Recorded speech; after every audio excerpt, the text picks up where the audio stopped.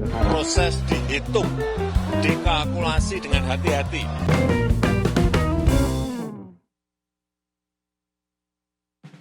Halo, selamat bertemu lagi dengan Ori Channel. ya. Oke. Ada Kang Seno, sebelah sini Kang Seno ini. Halo. Ya.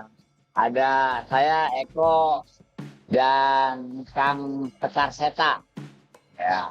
Lagi di mana Pak Eko? Iya. Ini kita lagi ada di kawasan Ciledug di Cafe Pandanu. Di Larangan ya? Larangan. Tepatnya di Impres 19 ya. Cafe Pandanu. Kopi-kopi di sini Pak. Ambil Sambil ngopi-ngopi. nyobain kopi avocado. Mas Eko apa sama juga ya? Sama, kopi Oke. avocado. Ya kita udah lama nggak bertemu. Baru sekarang saya ketemu lagi, jadi bikin produksi lagi. Nah, Pas hujan. nah, Dan kebetulan di belakang kita ada tirainya, tirai alam ini bagus, tirai hujan. iya. Jadi untuk para pencinta atau penonton channel kita ya, terima kasih sudah mau menantikan. Wah, Walaupun masih lama ya, kadang-kadang lama, kadang-kadang cepat. Karena kebetulan sehari-hari kita juga punya aktivitas lain. Saya sehari-hari di media, Mas Eta sehari-hari di televisi, Mas Eko juga sama-sama di media dengan saya. ya. Selain juga kita ngajar ya, Mengajar. kami kebetulan bertiga ini mengajar di Universitas Budi Luhur. Fakultas Ilmu Komunikasi. Kayak kita obrolan rian komunikasi. Ya, jadi alasannya itu. Nih, iya ya, kita bahas ada beberapa hal kayaknya ya, yang lagi rame ya, Pak? yang lagi rame. Misalnya, kalau kemarin saya baca, kebetulan istri saya lagi bikin berita, istri saya juga wartawan, ya. Dia nulis soal anak pejabat tuh, anak pejabat yang menjotos sejak kebetulan itu ada Ya, pasti keluarganya ormas ya, ansor. Oke. Dampaknya kemana-mana ya. Ya dampaknya kemana-mana. bahkan Sri Mulyani itu sampai emosi loh, geram loh. Kredit Iya. Instagramnya dia ya. Di Instagram. Itu Dan- bang.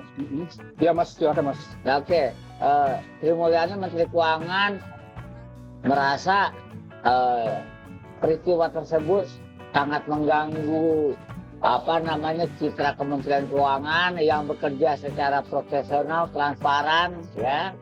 Nah, ternyata ada kasus anak pejabat yang dengan sosokan gagah-gagahan, ya, dia memukuli sawah orang lain hingga koma, 2 hari koma.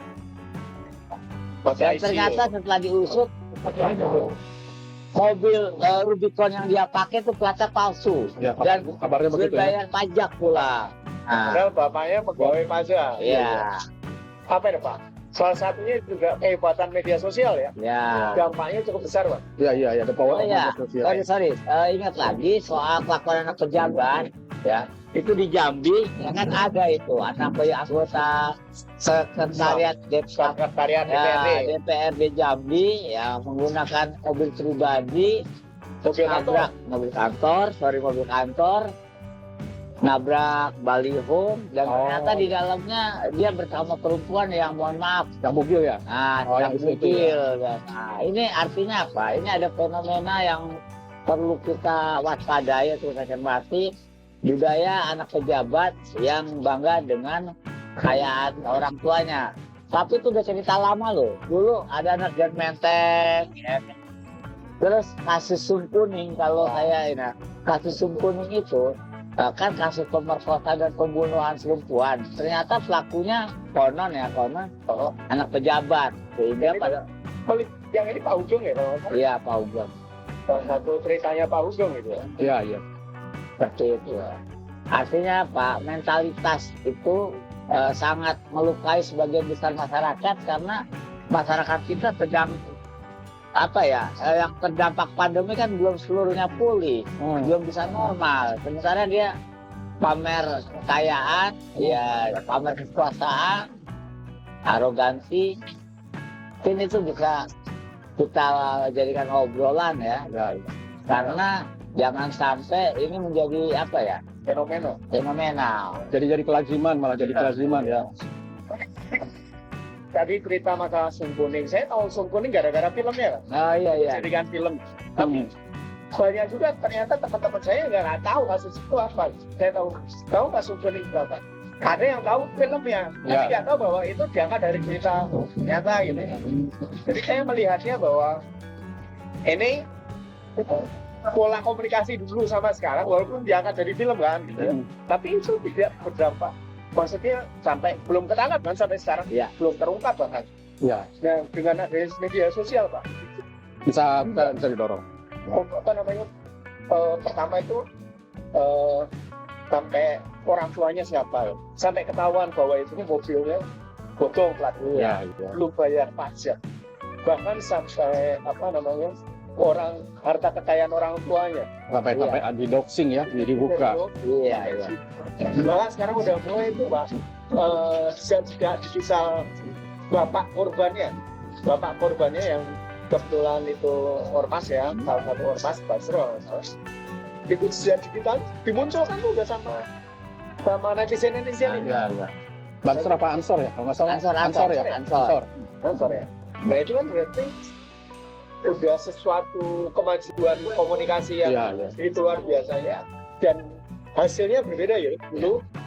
Padahal kasusnya itu kan waktu itu mungkin saya nggak tahu itu, saya itu gede ya, Pak. Yang Sumpuning.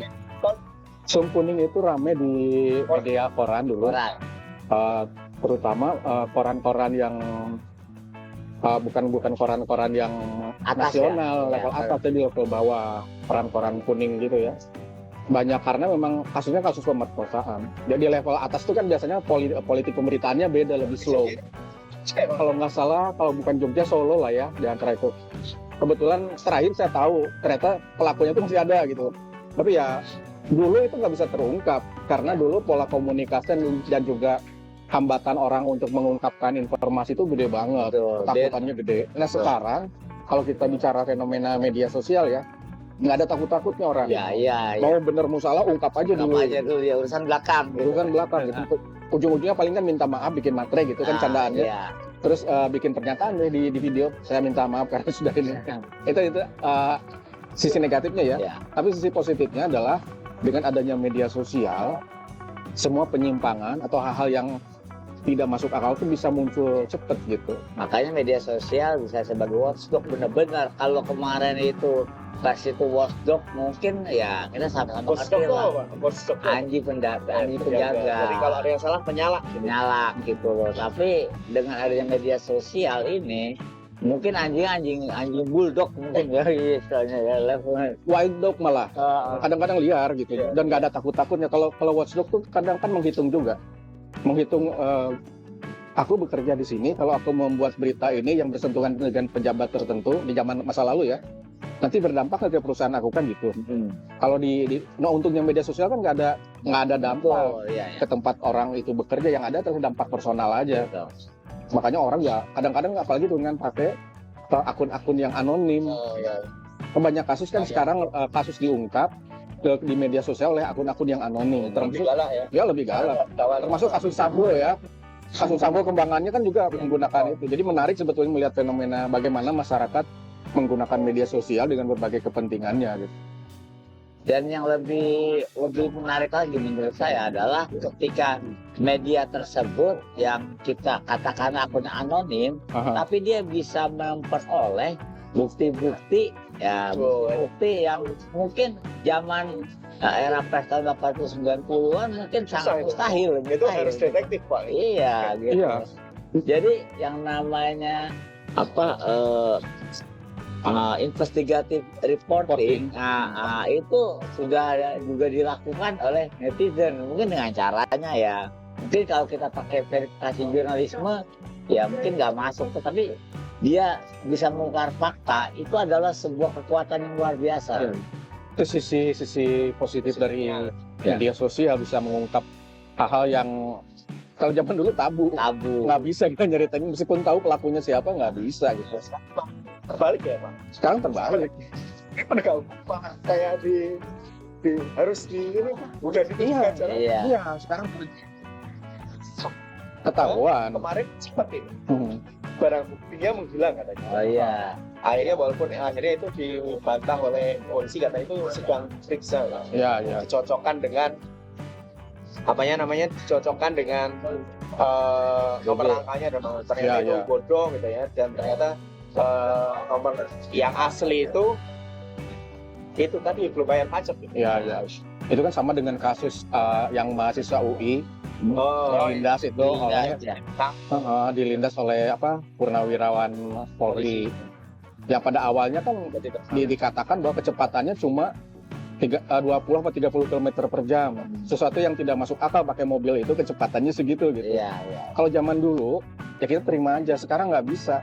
Media sosial itu memberi peluang, ya benar semuanya diungkap benar. Nggak masuk akal. Ya. Nah, Negatifnya apa, Pak? Negatifnya ya itu tadi, kalau di pers itu kan ada check and recheck, ada cover both side, ada semua upaya agar semuanya tuh fakta duduk persoalannya benar, jelas gitu. Nah kalau di media sosial kadang-kadang kan yang nulis juga asumsi, dugaan, hoax juga dicampur aduk, jadi verifikasinya yang nggak ada. Nah tinggal kemudian kalau begitu yang harus memverifikasi kita yang denger, yang baca dan seterusnya gitu. Jadi termasuk bahwa di situ termasuk perannya media konvensional di situ juga ya. Iya. Di Suliar kayak itu. Ya. Media-media konvensional itu bagaimana bisa istilahnya memverifikasi. Nah, makanya ketika ada pandangan bahwa kehadiran media sosial itu akan membunuh pers, menurut saya belum tentu benar juga, karena justru antara media sosial dengan pers itu saling melengkapi. Mungkin ya, wartawan dari media pers katakanlah itu tidak berada di tempat, tapi yang ada adalah masyarakat yang dia bisa melakukan kegiatan citizen journalism, sekaligus dia bisa melaporkan. Nanti benar kata Kang Sae, verifikasinya dilakukan oleh media-media pers atau media-media mainstream, karena mereka itu kan publik atau netizen inginnya kan mengabarkan, ada apa-apa inginnya mengabarkan, mengabar kalau istilah TV1 ya terdepan mengabarkan, tapi kalau di netizen kan mengabarkan dulu lah, percepat gitu. Iya, berapa enggaknya kan? Iya, pesan belakang. Jadi di tesis saya membandingkan itu ya, membandingkan antara media sosial dengan media mainstream. Salah satunya media sosial punya kecepatan, tapi dia tidak punya akurasi, keakuratan gitu. Nah, bagaimana kemudian dua hal ini bisa saling melengkapi? Yang cepat ini ya biar dulu, karena kan nggak bisa ditahan. Kemudian masyarakat bisa melihat dari media mainstreamnya. Makanya kalau masyarakat melihat cek fakta misalnya, itu akan ketahuan. Setiap isu itu pasti sekarang media online ada cek faktanya. Ngejelasin fakta ini misleading, menyesatkan atau tidak, apakah fakta ini mencampur adukan dan seterusnya gitu. Jadi salah satu rujukannya itu kita lihat di cek fakta.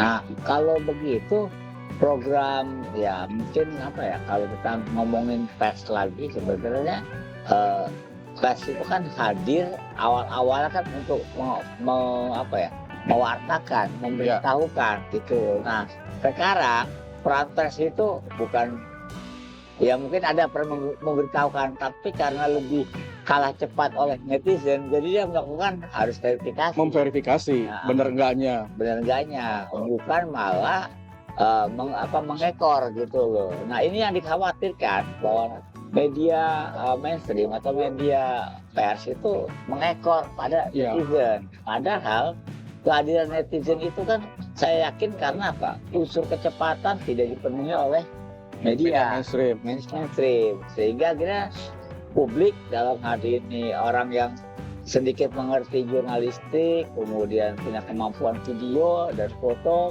melaporkan apa adanya gitu loh.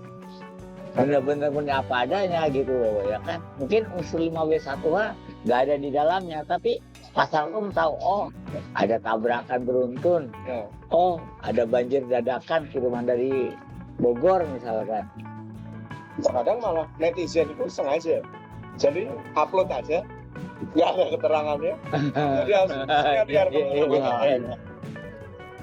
baru nanti lama rame. Jadi ada kata buat netizen kan mungkin salah satunya adalah mencari viewer. Salah mencari viewer ya. Mencari klik. Ya, mencari itu bahwa cari keributan lah itu. Ramean. sesuatu yang ramai akhirnya mungkin akhirnya menguntungkan sebagai media sosialnya dia gitu. Walaupun itu negatif atau positif kan jadi pembicaraan itu Iya. salah satu ini. Makanya kan ada kayak bahwa di media sosial kan memang ada yang nggak semuanya bikin konten tuh baik.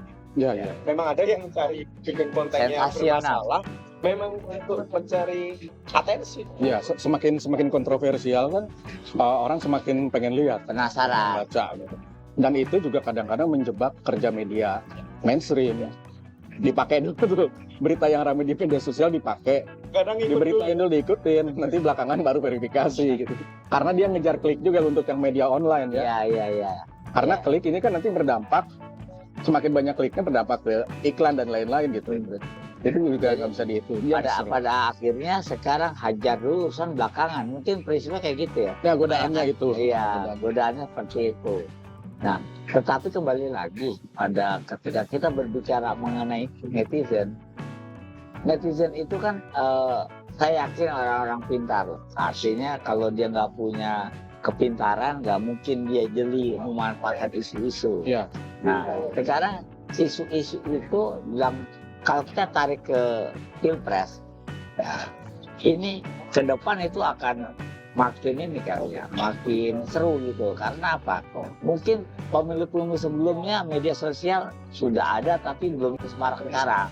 Nah, momentumnya ketika pilkada DKI, nah, menurut saya itu sebuah pelajaran berharga dari aspek manapun, dari aspek keagamaan, dari aspek media sosial, dari aspek politik. Nah, pilkada DKI ya, itu luar biasa pembelajarannya. Nah, ke depan gimana nih tarikan media sosial di antara pemberitaan pilpres ini? Ya dia menjadi alat kampanye yang penting. Mulai dari kampanye untuk menggolkan jagonya sampai kampanye untuk menjatuhkan lawannya.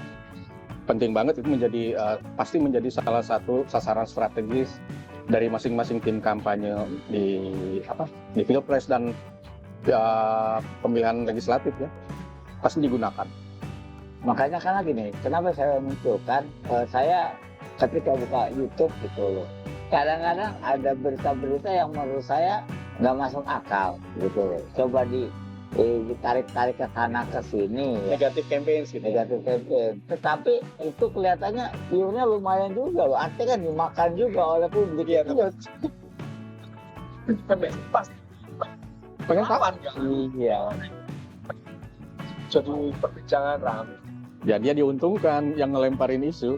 Ya. Ada kelompok yang ingin tahu benar enggaknya, ada kelompok yang menyamakan, persepsi saya sama Betul ya. Ada juga kelompok yang melawan, ada tiga kelompok. Itu Asumsikan udah klik semua.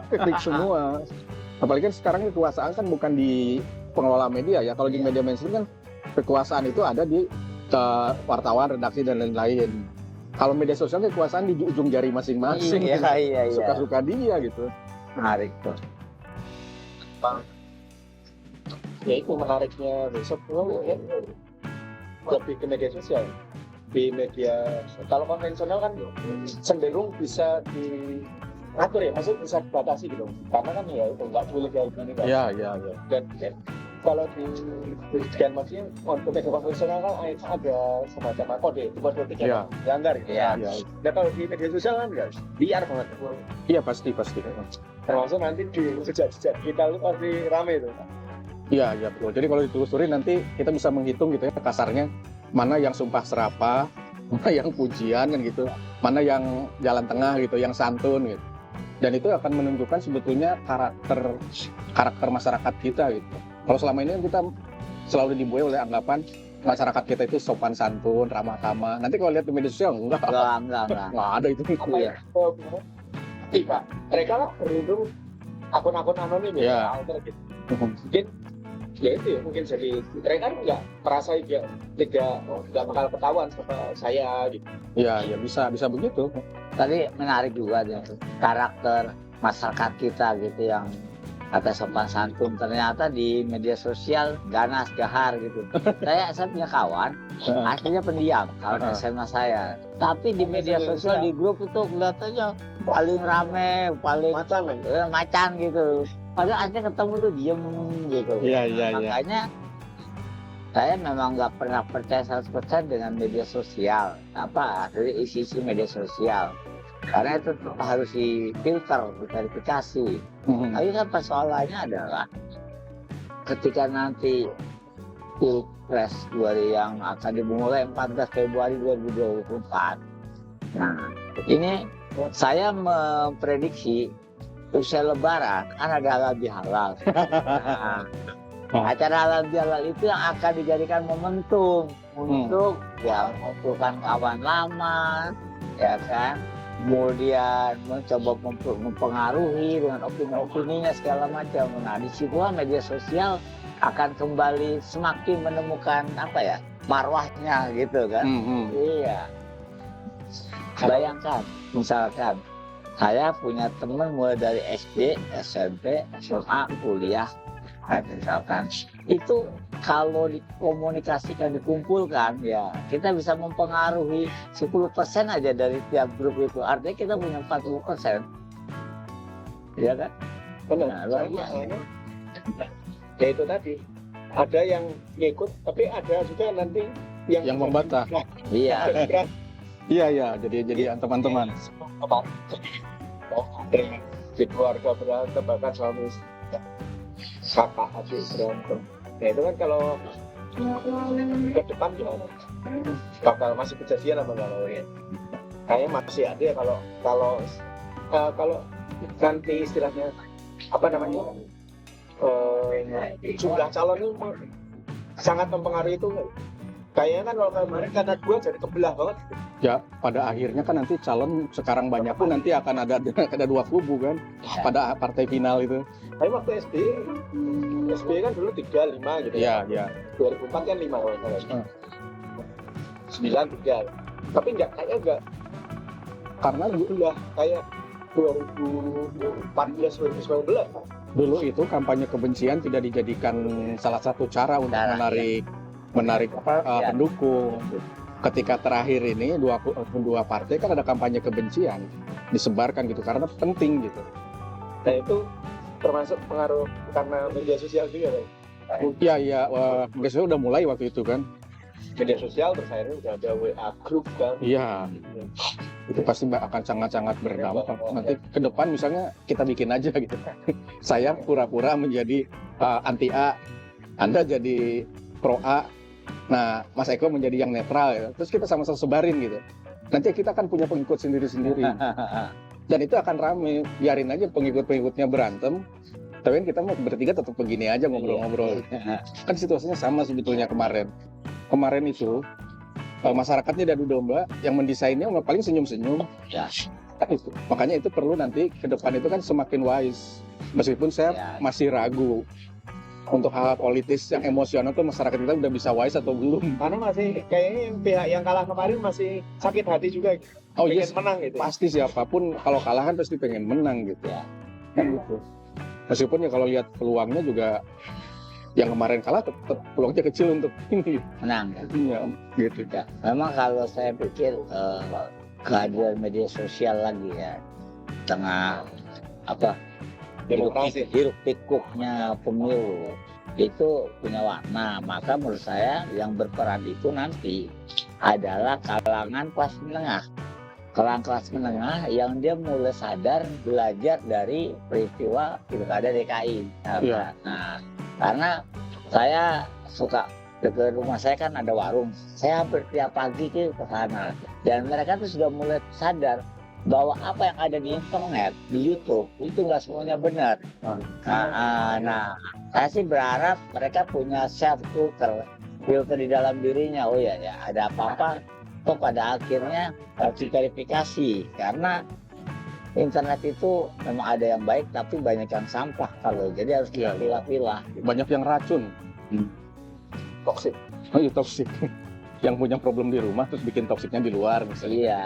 Di tempat ekspresi kekesalan dia dikeluarkan di media sosial. Karena kalau kita bicara soal tipe orang-orang di media sosial, kan ada tipe-tipe orang yang tadinya pendiam sehari-hari menjadi sangat galak. Ya. Ada tipe yang jadi wise, bijak, yang tiap hari kasih misalnya motivasi apa kayak gitu kan. Ada dia Sehari-hari dirinya sendiri gitu loh. Dirinya sendiri gitu. Terus ada tipe yang memang tipe kayak burung merak. Dia tuh ya senang menjadi pusat perhatian, jadi apapun ya bikin gitu.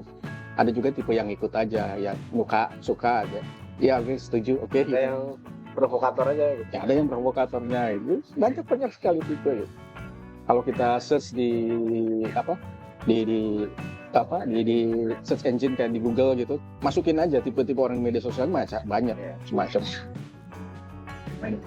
Kalau ini Pak, kemarin kan presiden juga udah mulai lagi nih memunculkan endorsement. Oh iya jurus endorsement politik ya.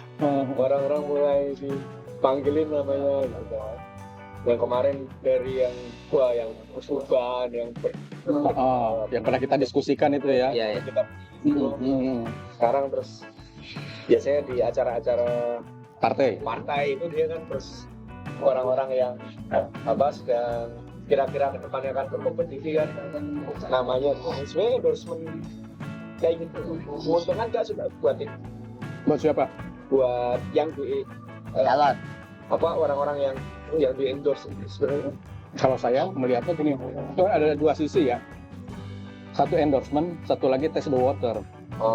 Endorsementnya ya buat sopan santun lah. Ya. Karena kalau saya diundang ke acara parpol, terus saya tahu kira-kira ini punya keinginan nih, ingin siapa kita tembak aja. Semoga menang ya di pemilih ini, biasa kan santai aja. Meskipun dari efek politiknya kan beda. Masyarakat melihatnya, presiden mendukung misalnya Prabowo, kemudian belakangan ke Ganjar gitu. Kemudian besok ke acara yang lain lagi. Besok ke Yusri sama Hendra gitu. Padahal Pak Yusril. Saya lihat itu di TV gitu. Karena siapa lagi kita nggak tahu. Nah, satu lagi itu test the water. Kalau buat saya, kan kita ngetes orang itu kan bisa macam-macam. Misalnya saya ngetes Mas Eta sama Mas Eko dengan melemparkan sebuah pernyataan. Responnya gimana gitu. Kalau yang orangnya cool ya diam aja, kita nggak bisa ngebaca. Tapi orang yang geeran kan ketahuan gitu. Ya. Jadi ya, dan jangan lupa presiden sekarang itu kan orang Solo. Kaya Solo itu terkenal dengan stereotipnya itu kan belangkon ya, yang mondolannya di belakang. Jadi ketika dia ngomong A di depan, kita nggak tahu di belakangnya ada apa gitu. Tapi mungkin sebagai seorang presiden memang dia Jokowi berupaya untuk memberikan perhatian prestasi kepada semua calon. Ya. Walaupun pada satu titik dia pasti punya pilihan sendiri. Apalagi itu juga beliau kan besok udah nggak nyalon ya. Jadi mungkin bisa salah satu istilahnya dia tidak ingin satu dulu gitu ya. Bisa kita katakan misalnya dia tidak ingin menyakiti siapapun yang mungkin kedepannya akan menjadi teman dia gitu kan gitu. Dia membutuhkan. Iya, dia butuh juga kan perlindungan gitu karena sudah tidak berkuasa lagi gitu. Iya. Makanya tadi saya bilang pertama itu bisa sopan santun. Ya kita kalau orang membuat endorsement di buku itu kan buat kesantunan untuk mendorong orang yang membuat buku itu biar dia punya kredibilitasnya naik gitu. Ya. Nah sisi lain kan tadi test case itu sama kalau yang dalam konteks kekuasaan sekarang adalah aku tuh nitipin diriku loh untuk masa depan gitu. Aku udah baik sama semua jadi nggak ada tersakiti, main aman gitu. Siapapun yang jadi presiden nanti nggak bakal menyerang gitu. Menyerang dia. Gitu. Kecuali orang-orang yang tersakiti selama masa pemerintahan dia ya kan, mungkin dia tetap akan punya upaya Pak. Iya pasti. Sekarang kan persoalannya adalah ketika Jokowi tidak lagi menjadi presiden, tentu dia akan mencari orang yang bisa melanjutkan karena IKN ini kalau presiden bukan Jokowi belum tentu bisa Dilanjutkan ya. lanjutkan. Jadi proyek mangkrak. Ya kayak hambalang. Hambalang lagi. Ini komoditas politik lagi. Iya pasti. Makanya itu bisa digeberkan 2024 kalau nggak salah sudah jadi. Ya. Tapi persoalannya kan ada pepatah lama mengatakan sesuatu yang tergesa-gesa itu adalah perbuatan setan, katanya gitu loh. Gitu ya? Iya. Pekerjaan yang terburu-buru itu adalah perbuatan setan. Mungkin bisa di cross check lah kalau diralat kalau saya salah. Tapi intinya buru-buru itu nggak baik. Tapi kalau buru-buru yang melakukan orang awam, orang bodoh, mungkin ya. Tapi kalau orang yang sudah dianggap pintar, ya kan, barang itu salah satu kelebihan gitu. Bukan buru-buru Pak. tapi cepat ya. Lebih cepat lebih baik ya. Lebih cepat lebih baik. Teruskan, Nah, teruskan. lanjutkan dulu, teruskan ya, lanjutkan. Lanjutkan. Kalau karena terlalu lama kan juga nggak baik kan. ya, ya. Betul. Artinya gini, kalau saya sih berpikir sederhana ya. IKN ini adalah salah satu proyek pemerintah Jokowi, walaupun dulu pernah digagas Soekarno, tapi kan tidak terwujud karena konsentrasinya lebih ke politik dulu kan. Ya. Sekarang ada keinginan untuk itu. Nah, apakah ini bisa dilanjutkan oleh nanti? Nah, kan tergantung deal. Jadi Jokowi memberikan dukungan kepada seseorang ya, dengan dealnya IKN gue jagain dong. Iya, bisa. Ya kan? Karena itu istilahnya apa, mahakaryanya Jokowi, IKN. Legacy lah ya, Legacy, warisannya, ya. warisannya. Nah, Ya nanti kan problemnya adalah seberapa kuat posisi presiden yang sekarang mempengaruhi dibandingkan dengan kekuatan parpol. Kekuatan partai mungkin secara personal presiden bisa mempengaruhi siapapun, tapi kan personal. Tapi yang menentukan nanti kan partai, artinya kan kita harus nanti melihat juga yang dominan nanti partai yang mana gitu. Kalau masih partai PDIP misalnya menang, peluang untuk diteruskannya IKN masih lebih gede dibandingkan yang menangnya nanti misalnya PKS atau Demokrat gitu, koalisi itulah gitu. Nasdem, PKS, Demokrat. Tapi kalau yang menangnya koalisinya misalnya koalisi PDIP maupun PDIP sendiri, peluangnya tinggi untuk dilanjutkan. Kalau yang menangnya misalnya Golkar, kita lihat Golkar kubu yang mana. ya. Karena kan fraksinya banyak juga di Golkar. Apakah Golkar kubunya Pak Luhut? Ya. Apakah Golkar kubunya Ical? Ya. Kan beda lagi. Golkarnya Erlangga. Ya Erlangga mungkin sama Pak Luhut masih itu ya, sama Luhut ya. Pak Tapi gitu. masih ini ya Pak, masih punya kekuatan juga sih. Golkar. Kalau saya sih percaya Golkar itu kan karena organisasi yang terstruktur kuat. Jadi setiap figur itu masih punya hanya ya. masih punya markas dan daya. Oke, Ya. kira-kira gitu Pak ya. Ya siap. Oke, nanti kita akan ketemu lagi ya. Ya Mungkin di tempat yang menarik lainnya Pak. Ya kita Enak juga nanti. kalau di gini Pak, ketemu langsung. Iya. Jadi mungkin gini, kalau ada penonton yang menawarkan tempatnya untuk jadikan tempat itu juga boleh aja. Boleh. Saya sekalian ngobrol. Iya kita kita datangin kita Kita ngobrol sambal nih. rame-rame. Iya. Karena kan kita tetap secara bertahap ingin memberikan yang terbaik juga kan. Ya, apapun ya kita kan belajar dari pelan, tapi pelan-pelan gak bagus. Tapi kalau pelan-pelan disambil orang artinya. Tadi cepet-cepet gak bagus. Ini yang benar yang mana nih? Lanjutkan Bang. Oke, baiklah. Terima kasih. Sampai Iya. Sip ya.